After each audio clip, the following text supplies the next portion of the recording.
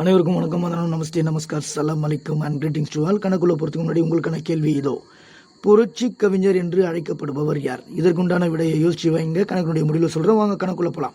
இன்று நாம் பார்க்க இருப்பது நிகழ்த்தகவு. ஏற்கனவே நிகழ்த்தகவு வச்சு 4 வீடியோ போட்டிருப்போம், அது நாணயங்களை பேஸ் பண்ணி போட்டிருப்போம்.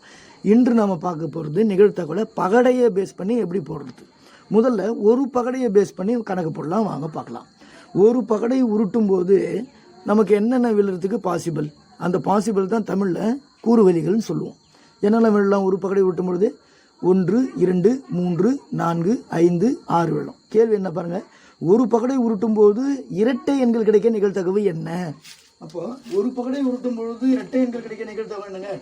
2 விழும், அடுத்து 4 விழும், அடுத்து 6 விழும். மொத்த கூறுவலிகள் 6. இரட்டை எண்கள் கிடைக்க 3 முறை நம்மளுக்கு கிடைக்கும். 1 3 3, 2 3 6. ஸோ நம்மளால் சிம்பிளிஃபிகேஷன் பண்ண முடிஞ்சா சிம்பிளிஃபிகேஷன் பண்ணலாம். So answer is 1:2.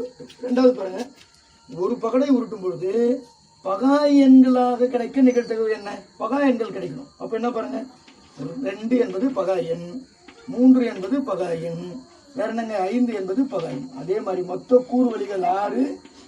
ஸோ 3 முறை நம்மளுக்கு விடும். Is equal 1 3 3, 2 3 6. So answer is 1/2.